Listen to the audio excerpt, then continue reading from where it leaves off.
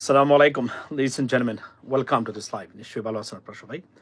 আজকে লাইভের বিষয় হলো করিডোর, বাংলাদেশের করিডোর এবং এই করিডোর নিয়ে না বুঝে না শুনে কিছু রাজনৈতিক দল এবং দলের নেতৃবৃন্দ যে বিষাদগার এবং অপপ্রচার করতেছেন বর্তমানে অনলাইনে, সেই বিষয়গুলো নিয়ে কথা বলবো। বিষয় হলো যে অনেকেই এই বিষয়ের মূল জায়গাতে না গিয়ে না বুঝে অযথা প্রপাগান্ডা ছড়াচ্ছেন বলে আমি মনে করি। এই বিষয়টাই আজকের সাবজেক্ট। তার আগে আপনাদেরকে দেখাবো সেটা হলো যে তার আগে আজকে মহান মে দিবসে সকল শ্রমিকদেরকে মে দিবসের শুভেচ্ছা। এবং এই মে দিবসের যে কারণে মে দিবস পালন করা হয়, সেই শ্রমিকের অধিকার প্রতিষ্ঠিত হোক সারা পৃথিবীর আনাচে কানাচে প্রত্যেকটা জায়গাতে, এবং শ্রমিকদের অধিকার আপনার এই প্রতিষ্ঠিত হোক। আমি বলতে চাচ্ছি আজকে যে করিডোর, আমি জানি না করিডোর নিয়ে আপনাদের থ্যাংক ইউ সো মাচ মন্তব্য কি। দেখেন, আমাদের দেশে অপরাজনীতি কাকে বলে? একটা ক্রেডিবল জিনিসকে না বুঝে না শুনে রিসার্চ না করে শুধুমাত্র ডক্টর ইউনূসের সরকারে না থাকতে পারার যন্ত্রণায় দাহ্য হওয়া কিছু ব্যক্তি এবং না বুঝা কিছু রাজনৈতিক দলের নেতৃবৃন্দ যারা করিডোর এবং আপনার এই জায়গা দেওয়া দুটোর মধ্যে পার্থক্য না বুঝেই অনবরত করা যাচ্ছে। আপনারা জানেন যে আপনার এই জাতিসংঘ বাংলাদেশ সরকারকে আরাকানের অর্থাৎ মানবিক সহায়তা প্রদানের জন্য করিডোরের দেওয়ার আবেদন জানিয়েছে। সেখানে সরাসরি যুক্তরাষ্ট্র বা ইউনাইটেড স্টেটস অফ আমেরিকা জড়িত, দুটো দেশ তারা রিকোয়েস্ট করেছে। এই কারণে দেখলাম অনেক দলের নেতা কর্মী রীতিমতো সংবাদ সম্মেলন করতেছেন। আমি আপনাদেরকে আজকে বলি, আপনারা না বুঝে এই কাজটা করে যাচ্ছেন। You have no idea what about this corridor is. Why this government is giving corridor to Arakan, authority, so that they can, conduct their humanitarian aid process. প্রথমত হলো যে এই করিডোরটা এবং ভারত কিন্তু এখানে জড়িত, যারা এটার বিরুদ্ধে প্রপাগান্ডা চালাচ্ছে। অথচ ভারতকে জাতিসংঘ আহ্বান জানায়নি বা অনুরোধ করে নাই। যদি ভারতকে বলতো তাহলে ভারত সবার আগে এটা নিশ্চিন্ত চিত্তে এটা করার পরে তারা কি করতে জানেন? ক্রেডিবল নিত যে জাতিসংঘ তাদেরকে আহ্বান জানিয়েছে। জাতিসংঘ কেন বাংলাদেশকে বলেছে? বিকজ ডক্টর মোহাম্মদ ইউনূস, এই ইউনূসের কারণেই তারা জাতিসংঘ দিয়েছে বাংলাদেশকে এই দায়িত্ব। এটা দায়িত্ব দিচ্ছে বাংলাদেশকে, এবং এই কারণে বাংলাদেশ এটা দিয়েছে করিডোরটা। এই করিডোরটা বাংলাদেশের জন্য একটা ক্রেডিবিলিটি, এবং আমি মনে করি এই করিডোর দেওয়ায় বাংলাদেশ এই এরিয়াতে তাদের যে ফুটস্টেপটা আপনার দিতে যাচ্ছে, এবং ভবিষ্যতে অর্থাৎ এই রোহিঙ্গাদেরকে ফেরত পাঠানোর জন্য এটা একটা প্রক্রিয়া শুরু করেছে বাংলাদেশ, এবং এটার জন্য সরকার এটা অ্যাকসেপ্ট করেছেন এবং দিয়েছেন। এজন্য আমি ধন্যবাদ দিই। এটা নাথিং রং উইথ বাংলাদেশ, এটা কোনো অবস্থাতে বাংলাদেশের জন্য খারাপ কিছু নয়, বরং এটা ভালো জিনিস। এবং আমি যদি নেগেটিভলি চিন্তা করি, ধরেন বাংলাদেশ এটা দিতে চায়নি, দেওয়ার ইচ্ছা নাই, ক্ষতি হবে। কিন্তু জাতিসংঘ বা ইউনাইটেড স্টেটস অফ আমেরিকা এই সময় যদি বাংলাদেশকে কোনো সরকারকে এটা অনুরোধ করতো, একটা মিনিটও তারা সময় না নিয়ে এই কাজটা তারা করে দিতেন। কিন্তু ডক্টর মোহাম্মদ ইউনূস তারা 12 ঘন্টা সময় নিয়েছেন, সবকিছু প্রসেস করে তারা এটা দিয়েছেন। এবং এটা বাংলাদেশের জন্য একটা ইজ্জত এবং সম্মানের ব্যাপার, এবং বাংলাদেশের শক্তি সামর্থ্য প্রকাশের এবং প্রতিষ্ঠা করার একটা প্রক্রিয়া বলে আমি মনে করি। এবং আমি ধন্যবাদ দিই সরকারকে যে করিডোরটা দিয়েছে। এবং কিন্তু সমস্যা হলো, করিডোরটা দেওয়ার অর্থটাই যেভাবে পোট্রে করা হচ্ছে বা এবার এটা প্রপাগান্ডা ছড়ানো হচ্ছে, মনে হচ্ছে করিডোর দেওয়া নয়, অর্থাৎ আরো রোহিঙ্গাদেরকে বাংলাদেশে অবস্থানের সুযোগ করে দেওয়া। That's not the case. এবং আমি বলে রাখি, বাংলাদেশের মানুষ যারা আছেন, প্লিজ ট্রাই টু আন্ডারস্ট্যান্ড, এটা বাংলাদেশের জন্য একটা ক্রেডিবল ইস্যু। ভারত পায় নাই বলে ভারতের বেদনা, এবং ভারতের মন খারাপ। ভারতকে জাতিসংঘ বললে সবার আগে তারা এই কাজটা করতো। মনে রাখবেন এটা। Yes you are right, go and check what is corridor.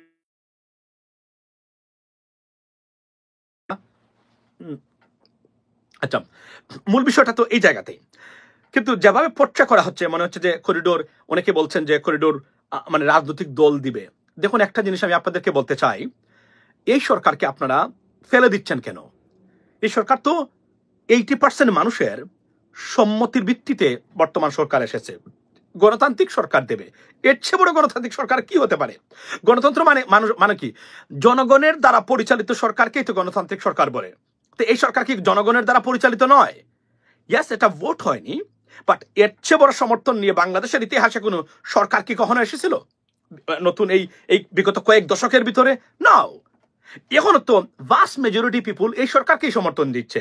সুতরাং এই সরকারের অধিকার থাকবে না কেন? মানে কেন? এই সরকার কি? এই সরকার কি monkey? They have the right, of course, because আমরা তো তাদেরকে বসিয়েছি এখানে, এবং বাংলাদেশের মানুষের স্বতঃস্ফূর্ত সমর্থন আছে এই সরকারের প্রতি। এটা বুঝতে হবে। এটা এই সরকারের সমর্থন নাই মানে নির্বাচন দিলে যে সরকার সেই সরকার পারবে? নির্বাচন দিলে তো চুরবাটপাড়ও তো আসে, নির্বাচনের মাধ্যমে আসে না? তারপরও আমি গণতন্ত্রের জন্য সংগ্রামে নিয়োজিত একজন ব্যক্তি। আইনের শাসন, মানুষের অধিকার, পিপলস অধিকার, মানে মানুষের অধিকার প্রতিষ্ঠার মাধ্যমে যে সরকার আসে ভোটের মাধ্যমে, সেই সরকারের অবশ্যই পক্ষপাতী। এবং আমি মনে করি এটা শুধু ভোট দিয়ে আসে না এই সরকার, বাট অ্যাপার্ট ফ্রম দ্যাট যত ধরনের প্রক্রিয়া আছে প্রত্যেকটা প্রক্রিয়ার অনুসরণ করি তো এই সরকার এসেছে। এবং এই সরকার বাংলাদেশের আপামর জনসাধারণ এই সরকারকে বসিয়েছে। ইয়েস, এখন আপনি বলতে পারেন যে systematic ওয়েতে ইলেকশন হয় নাই, তাহলে I understand that. That's why we are talking about that. We need an election, definitely. But let's have some reforms done first and then we should conduct an election. Election যদি in the name of election হয়, that kind of election we don't even need that, to be honest. আমি কয়েকটা উদাহরণ আপনাদেরকে দেই। মনে রাখবেন যে ইলেকশন দেওয়ার আগে সৎ প্রার্থী, যোগ্য প্রার্থী, লেখাপড়া করা প্রার্থী নির্বাচিত হবে এবং দলগুলো তাদেরকে মানে আপনারা কি দেবে, এই কি বলে এটাকে, মানে তাদেরকে প্রার্থী করবে, এই নিশ্চয়তাটা তো আমাদেরকে নিশ্চিত করতে হবে।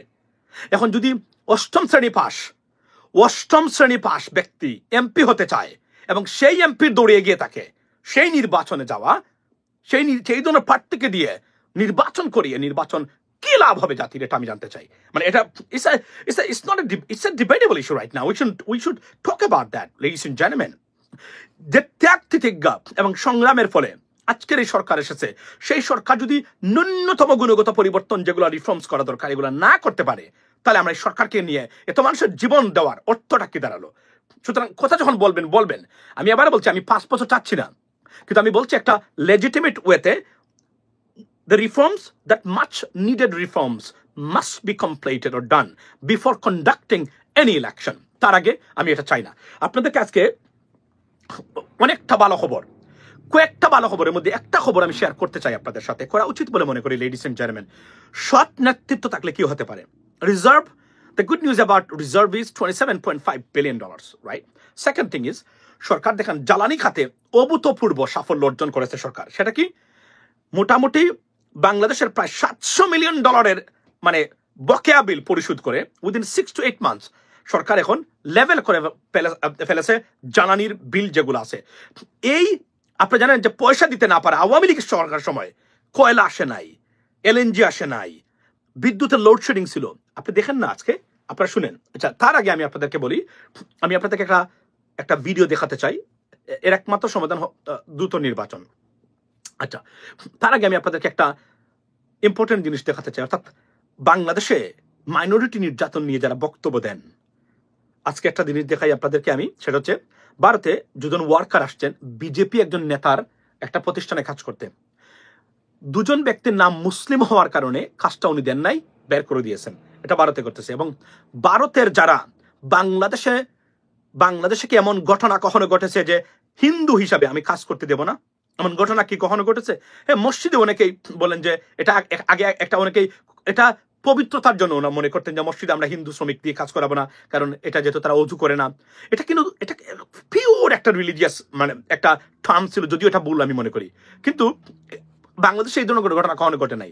কিন্তু আপনাদেরকে দেখাই আজকে, দেখেন আজকে এই যে ভারতের পক্ষে যারা দালালি করেন, বি কেয়ারফুল। ভারতের মতো সাম্প্রদায়িক দেশ পৃথিবীতে একটাও নাই এই মুহূর্তে পৃথিবীতে, এমন জঘন্যতম সাম্প্রদায়িক একটা দেশ। কিন্তু যারা তখন লেকচার দেয় তাদেরকে বলা দরকার, I mean, see your face on your own mirror. Then you come to give us a lecture. We are better off, our Hindus are better off than even India. Some parts of India, ladies and gentlemen, take a look at that. दोनों मुस्लिम हो, तुम्हारे से काम नहीं करना भैया, दूसरा भेजो किसी को जो कोई क्या नाम है? मोहम्मद नजरुल। दोनों मेरा अजहर नाम है। हैं? अजहर। दोनों मुस्लिम हो? हाँ। तुम्हारे से काम नहीं करना भैया। See? दूसरा भेजो। See? दूसरा। This is India. जो कोई हिंदू हो उसको भेजो। This is India, ladies and मुस्लिमों से gentlemen. काम नहीं कराएगी। This is India, guys. हाँ बोल दो कंपनी में। This is India. এবং এরা এসে আমাদের এখানে লেকচার দেয়। আপনি কল্পনা করতে পারেন? এরা যখন লেকচার দেয় তখন দুঃখ লাগে এই বিষয়গুলো দেখে। আচ্ছা, আমি আপনাদেরকে আজকে দেখাই যে সরকারের অনেকগুলা সাফল্য, এতটা মানে ষড়যন্ত্রের পরেও সরকারের যে সাফল্যগুলা, মানে আপনার এই অবিশ্বাস্য সাফল্য সরকারের। আমি আপনাদেরকে আজকে মাছরাঙ্গা টেলিভিশন অসাধারণ একটা রিপোর্ট করেছে, দেখা দরকার, আপনাদেরকে দেখা দরকার।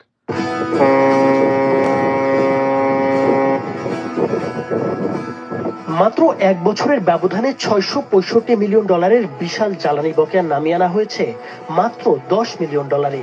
দুর্নীতি আর লুটপাটের ভারে ডুবে যাওয়া জ্বালানি খাতের জন্য এ যেন এক নজিরবিহীন সাফল্যের গল্প। 2024 সালের 5 আগস্ট পর্যন্ত কেবল মার্কিন তেল ও গ্যাস জায়ান্ট শেভরনের কাছেই বকেয়া ছিল $237.55 মিলিয়ন। সেই পুরো টাকাই পরিশোধ করা হয়েছে চলতি বছরের 21 এপ্রিলের মধ্যে। এর বাইরেও এলএনজি আমদানির অন্যান্য বকেয়া বিলও একে একে শোধ করে ফেলেছে বাংলাদেশ। আজ 30 এপ্রিল শেষ $10 মিলিয়ন বকেয়া ও কিউটিকে পরিশোধের মাধ্যমে বাংলাদেশ সম্পূর্ণভাবে ঋণমুক্ত হতে যাচ্ছে বলে জানিয়েছে পেট্রোবাংলা। গতকাল মঙ্গলবার অর্থাৎ 29 এপ্রিল পেট্রোবাংলা $94.5 মিলিয়ন এলএনজি বিল একযোগে পরিশোধ করেছে। এর মধ্যে ভিটল এশিয়া পেয়েছে $28 মিলিয়ন। আমি আপনাদেরকে এর চেয়ে বেশি দেখানোর দরকার নেই, যেহেতু আপনারা দেখলেন। সততা এবং ট্রান্সপারেন্সি যোগ্য মানুষের হাতে থাকলে কি হতে পারে একটা দেশ, সিস্টেম কি হতে পারে, আপনারা দেখে নেন, বুঝে নেবেন। আমি এগুলা কোনো দলের বিপক্ষে বলছি না, আবার কারো পক্ষে বলছি না। What is the fact and the reality on the ground? I'm trying to illustrate you before you, ladies and gentlemen. I'm not telling you anything else. এই জন্য বলছি নির্বাচন হোক, তবে সৎ যোগ্য প্রার্থীর এবং দুর্নীতিমুক্ত বাংলাদেশের গ্যারান্টি না দেওয়া পর্যন্ত কোনো নির্বাচন বাংলাদেশে আমি অন্তত পক্ষে চাচ্ছি না। Sorry to say that. অনেকেই আপসেট হতে পারেন। ইভেন আমাকে যদি মানে বিএনপি বা জামাত বলে যে আপনি একজন প্রার্থী ফর এক্সাম্পল, তাও আমি বলবো যে ওই কাজটা করে আমরা যাই। কেন যাই? কারণ তখন আমি গর্ব করে বলতে পারবো আমি একজন সৎ সিস্টেমে নির্বাচিত একজন সৎ এমপি বা একজন মন্ত্রী। আমি উদাহরণ দিলাম আমি আপনাদেরকে, আমি বলতে পারবো। এর আগ পর্যন্ত আমরা 8ম শ্রেণী পাস আর ম্যাট্রিক 3 বার দেওয়া ফেল করা কুলাঙ্গারদের আমরা এমপি হিসাবে বাংলাদেশে দেখতে চাই না। বাংলাদেশের মানুষের ট্যাক্সের পয়সায় সেই মূর্খরা এমপি হবে এবং গাড়ি চালাবে, জাতীয় সংসদ ভবনে যাবে, এটা আমরা দেখতে চাই না কখনো আর। That's the bottom line. Whether you like or dislike, I don't care. Because we are brokering for Bangladesh, not for any political party. I may be a partisan, but the thing is, the greater interest of our country is above everything. That's the bottom line, ladies and gentlemen. খালি কথা বললেই হবে না, সাহসী। আচ্ছা, এরপরে বিজেপির ঘটনা গতকালকে আমি বলেছি, বাংলাদেশ পরিবর্তন হতে যাচ্ছে। বাংলাদেশ এখন আপনার এশিয়ার মধ্যে সাউথ ইস্ট এশিয়া সার্ক দেশের মধ্যে অর্থনীতি বাংলাদেশের second in Asia, number 9। It's not a joke. লুটপাট এবং সীমাহীন দুর্বৃত্তায়নের ভিতরে 8 মাসের ভিতরে বাংলাদেশের অর্থনীতির চেহারাটা যেভাবে পাল্টে যাচ্ছে, it is remarkable, ladies and gentleman. ধরে রাখতে হবে। কি করতে হবে? আমি আবার বলছি, আমরা যদি 2027 জানুয়ারিতে নির্বাচন হয়, এর ভিতরে প্রত্যেকটা দল এই সরকারকে সহযোগিতা করে, ডক্টর ইউনূসকে সহযোগিতা করেন, ভুল ভ্রান্তি দড়িয়ে দেন, কনস্ট্রাকটিভ সমালোচনা করেন, তাহলে এই সরকার বাংলাদেশের চেহারা পাল্টে দিয়ে চলে যেতে পারে এই উইদিন নেক্সট 1.5 ইয়ার্স এর ভিতরে। কিন্তু আমরা কি করতে পারবো কিনা সেটা, yes it is chicken brain, of course. আমরা কি করতে পারবো? আমরা যেভাবে শুরু করেছি বিরোধিতা, এখন মনে হচ্ছে যে আওয়ামী লীগের চোয়েরা খারাপ কাজ করতেছে, কিন্তু সর্বোচ্চ লেভেলে দুর্নীতি নাই বলতে সারে, নাই, কোন জায়গাতে নাই। আপনি কল্পনা করেন, আমি বললাম না যে একটা পর্যায়ে মনে হয়তো আমার কাছে ডিবি একটা আতঙ্কের নাম ছিল আমাদের সবার কাছে, রাইট? আমাদের কাছে ডিজিএফআই আতঙ্কের নাম ছিল, র্যাব আতঙ্কের নাম ছিল। আমি আপনাদেরকে বলি, এখন এই মুহূর্তে আপনি দেখেন পুলিশের আইজিপির চেহারা দেখেন, এখন কথাবার্তার স্টাইল দেখেন, স্বরাষ্ট্র উপদেষ্টার কথাবার্তার স্টাইল দেখেন, দেখলে মনে হবে যে আপনি বিপদে পড়লে সবার আগে স্বরাষ্ট্র উপদেষ্টা বা পুলিশের আইজিপির কাছে যাওয়া দরকার, তাদের বক্তব্য, তাদের কাছে গিয়ে আপনার প্রবলেম বলা দরকার সবার আগে। এতটা ইজি করে দিয়েছেন তারা পুলিশকে। আমি তো মনে করি যে আমি পুলিশের কাছে গিয়ে, পুলিশের ডিজিএফআই অফিসে গিয়ে এখন আমি তর্ক করতে পারবো ডিজিএফআই সাথে, বা আপনারা এটা কেন করলেন না, এটা কেন করলেন। এই ধরনের ট্রাস্ট এবং কনফিডেন্স আমার মধ্যে চলে এসেছে বাংলাদেশের আর্ম ফোর্সেস বা মানে মানে এই যে বিভিন্ন বাহিনীর সংস্থা বা বাহিনীর লোকদের বা অফিসারদের মানে মানে মানে প্রতি এই ধরনের কনফিডেন্স এবং ট্রাস্ট এবং রেসপেক্ট আমার আছে। আপনি পুলিশের আইজিপির বক্তব্য শুনলে মনে হবে যে পৃথিবীর বাংলাদেশের সবচেয়ে বড় একজন অসহায় ব্যক্তি যিনি বিভিন্ন বিষয় আসে বলছেন, তার সেই অদ্যতপূর্ণ বক্তব্য নাই, বেনজিরের মতো গুন্ডামি বক্তব্য নাই। আপনি আসাদুজ্জামান খান কামালের মতো গুন্ডা স্বরাষ্ট্রমন্ত্রী বা উপদেষ্টা নয়। ঠিক আছে, এই যে সারাদিন মদ খেত আসাদুজ্জামান কামাল, সারাদিন মদের উপরে থাকতো সে। ওই যে আপনার আমাদের স্বরাষ্ট্র উপদেষ্টা ছিল, মন্ত্রী ছিল আগে, সারাদিন মদের উপরে থাকতো। এই গুন্ডা নাই এখন। আপনি দেখেন, আপনাকে বললাম না, আপনি ডিবির কাছে রাত্রে 3টায় যেতে পারবেন, যেখানে গিয়ে ঝগড়া করে আসতে পারবেন, আপনাকে গুম করবে না, তারা আটকে রাখতে পারে বরঞ্চ হাইয়েস্ট। র্যাবের অফিসে গিয়ে বলতে পারবেন আপনারা কেন করলেন এটা, র্যাব আপনাকে অমানবিকভাবে ফেটাবে না, আপনাকে গুম করবে না, আটকে রাখতে পারে। আর পুলিশের সাথে ঝগড়া করতে আপনি আসতেই পারবেন, রাইট? ডিজিএফআই অফিসে গিয়ে বলতে পারবেন আপনারা এই কাজটা করতে পারেন, আপনারা রাষ্ট্র দিয়ে কাজ করেছেন, বড়জোর তারা আপনাকে আটকে রাখতে পারে। This is a new Bangladesh. That's what I am experiencing right now. যে জায়গাতে ফোন দেই আর্ম ফোর্সেসের বিভিন্ন বাহিনী, ডিজিএফআই কাছে ফোন দিলে বলে ভাই এই সমস্যাটা আমাদের না, এই সমস্যাটা ওই জায়গাতে আপনার যেতে হবে, এটা তার সমস্যা করে দেবে, আমরা বলে দিচ্ছি। Just think, imagine that. পরিবর্তন কোন জায়গায় এসেছে আপনি কল্পনা করেন। DGFI কে মনে হয় nothing, they're nothing, that's just easy organization, I can go and talk to them and I can solve my problem with them. এই হলো নতুন বাংলাদেশ, এই হলো নতুন বাংলাদেশ, বুঝছেন? এটা হচ্ছে নতুন বাংলাদেশ। আপনারা এখন পছন্দ অনেকের লাগবে না, রাইট? আমরা এইটা পেয়েছি, বুঝতে হবে। এই জায়গাতে জিএম কাদের নিয়ে কিছু বলেন, আপনি জিএম কাদেরকে নিয়ে কিছু বলিয়ে পরে এটা দেখা গেল আপনি এটা হেডলাইন দিচ্ছেন। জিএম কাদের আমি মনে করি একজন গণশত্রু। কেন? উনি যেদিন বলেছিলেন, আমি ওনাকে পছন্দ করতাম তার সততার কারণে। এক সময় যখন বিমানে ছিল, আমি শুনেছি যে আমি জাতীয় পার্টির কিছু নেতৃবৃন্দের কাছ থেকে যে this guy use to fight big one for I mean like against corruption or for bringing changes, but যেদিন বলেছিল যে ভারতের সাথে কি কথা হয়েছে নির্বাচন নিয়ে, এটা আমি বলতে পারবো না বিকজ এটা আমার কনফিডেন্স। সেদিন থেকে বলেছি এই দালাল এবং চাটকার দেশদ্রোহী যেন কখনো বাংলাদেশের এমপিআর না হতে পারে। সেদিন থেকে প্রতিজ্ঞা নিয়েছি এবং এই জাতীয় পার্টির বিরুদ্ধে আজকের যে মানে অভিযোগগুলো এবং যেগুলো চলছে এখন, I was the first person who introduced it on social media through Nagorik TV. Nagorik TV, আমাদের যে নাগরিক টিভি, যে সাকিব ভাই, এরপরে আপনার টিটু ভাই, তাদের এখানে প্রথম দিন আমি জাতীয় পার্টিকে বলেছিলাম যে there should be banned too, and since then it started and it is ongoing right now. সেদিন থেকে এটা কোনো ক্ষমা নেই। আপনি বাংলাদেশের রাজনীতি করবেন, ভারত থেকে প্রেসক্রিপশন এসে বলবেন ও ভারতের সাথে কি হয়েছে বাংলাদেশের রাজনীতি নিয়ে, আমি কিছু বলবো না। আমরা এমন রাজনীতিবিদ এবং দালালরা আর চাই না বাংলাদেশে, দালাল মুক্ত বাংলাদেশ চাই। এবং এই সরকার, আমি আবার বলছি না, এই সরকার অনেকের কাছে পেইন, কারণ দুর্নীতি লুটপাট হচ্ছে না। আমি বললাম না যে আমাদের পুলিশ বাহিনীকে কতটা ইজি করে দিয়েছেন এই সরকার, বিভিন্ন বাহিনীকে। ডিজিএফআই মনে হয় nothing, we can go to them, talk to them.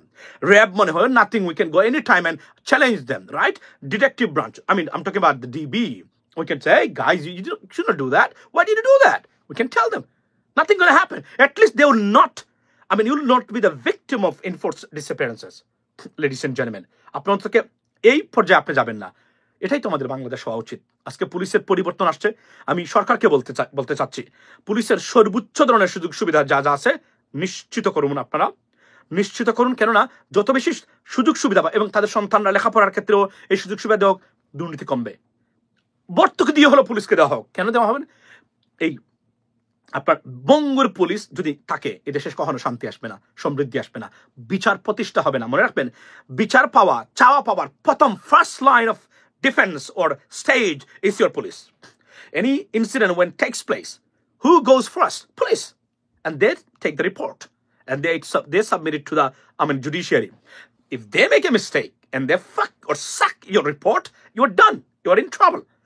Therefore police ke jebabe dongso korechen rajnotik দুর্বৃত্তরা ধ্বংস করেছেন, দলীয় বাহিনী প্রতিষ্ঠা করেছিলেন, পুলিশকে বানিয়েছিলেন, তাদেরকে আমি বলতে চাই নতুন করে পুলিশকে সাজানোর সময় এসেছে।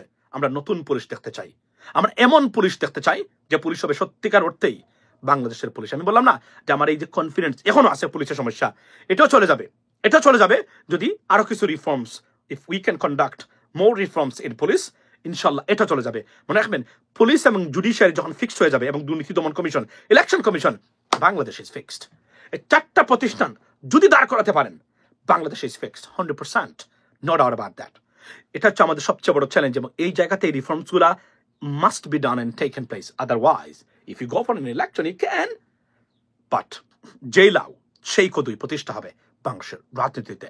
এবং আমি আবার বলছি, if we fail this time will never be able to succeed and get our stuff done, ladies and gentlemen. This is the last opportunity for Bangladesh, people of Bangladesh, to take your country back from the evil forces and thugs, political thugs, and reform and conduct accordingly. Right? Okay. Tarique রহমানের উপদেষ্টা মাহাদি আমিন নাকি রোয়ের agent. দেখেন, রোয়ের agent blame করা খুব easy, কিছু হইলে রোয়ের agent আমিও বলে দিই, বাট জাতীয়তাবাদের বিশ্বাসী একজন শক্তির মানুষ রয়ের এজেন্ট হলে খুবই দুঃখজনক। বাট আমি সেইং কেউ একটু বললেই রয়ের এজেন্ট হয়ে যায় না কেউ, এটার প্রমাণ তো থাকতে হবে, রাইট? আমি জানি না, বাট এনিওয়ে, কাউকে বিশ্বাস করার আগে তার সম্বন্ধে জানতে হবে, আবার অবিশ্বাস করতে গেলেও তার সম্বন্ধে প্রমাণ থাকতে হবে আমার, না হলে আমি কিন্তু এটা বলবো না। এটা হচ্ছে আমার policy, ladies and gentleman. So I have to go because it's my time to go, and I'll try my best if I can come back again. I'm not sure that I can do. I have a suspect that I can return to live today at least. But ladies and gentlemen, যে কয়েকটা বিষয় আপনাদের সামনে তুলে ধরলাম, this is remarkable achievements for Bangladesh, right? সৎ, যোগ্য, educated আপনার লিডারশিপ থাকলে কি হতে পারে তার একটা ছোট্ট নমুনা আপনাদেরকে দেখালাম। এই যে আপনাদের এনার্জি বিলস যেগুলো পেড করেছে বাই দ্য গভর্নমেন্ট, অ্যান্ড আরও যে বিষয়টা করিডোর বিষয়, অপপ্রচারে কখনোই ভ্রান্ত হবেন না, বিভ্রান্ত হবেন না, ফ্যাক্ট জানবেন, ফ্যাক্ট জেনে কথা বলবেন, শেয়ার করবেন। মনে রাখবেন, এই সরকারকে অপপ্রচারের মাধ্যমে কলুষিত করার একটা প্রচেষ্টা চলছে, খুবই দুঃখজনক। এই সরকার টাকার জন্য এখানে আসে নাই, তারা সাময়িক সময়ের জন্য এসেছে বাংলাদেশের মানুষের অভূতপূর্ব ম্যান্ডেট নিয়ে। একটা জিনিস বলে রাখি, এই সরকারকে যারা চ্যালেঞ্জ জানাচ্ছেন এখন, মনে রাখবেন, America and the United States and the European Union, they are watching everything. শান্তি পাবেন না আপনারা যদি এই সরকারকে ডিস্টার্ব করে কেউ ক্ষমতায় আসতে চান। It will be a big problem for you, I can tell you that, because these three big organizations and country, powerful people, they want Dr. Mohamed Yunus to stay for some months or maybe years to do some necessary reforms and then conduct an election. That's why they're not pressuring him for any election. Think about that. Even the State Department spokesperson, she assured the government that do your or conduct your reforms and then call for an election. They never said, no, we need an election. You have to understand the psychology of the American government, even the Republican government, ladies and gentlemen, and the United Nations and the European Union, all beings, their supports pouring, for this government from around the world. You have to understand that. If you disturb this government and wants to be in power, you'll be in trouble, for sure. That's why, খুব বুদ্ধিমত্তার সহিত এগিয়ে যেতে হবে। Yes, you asking for an election, nothing wrong with that. You have the right, because it's a democratic country, although we didn't have the democracy in, honestly speaking, রাজনৈতিক দুর্বৃত্তায়ন প্রতিষ্ঠিত হয়েছিল Democratic প্রসেসের মাধ্যমে। আমরা নির্বাচন হোক, তবে সেই নির্বাচনের মাধ্যমে যেন দুর্নীতিগ্রস্ত, অযোগ্য, অপদার্থ, ডিসফাংশনাল, করাপ্টেড লিডারশিপ বা সরকার আবার গঠন না হয়, রাষ্ট্র ক্ষমতায় না আসে, এটাই আমরা চাচ্ছি। Have a blessed day, ladies and gentlemen, and good night. See you maybe tomorrow or maybe today. Assalamu alaikum.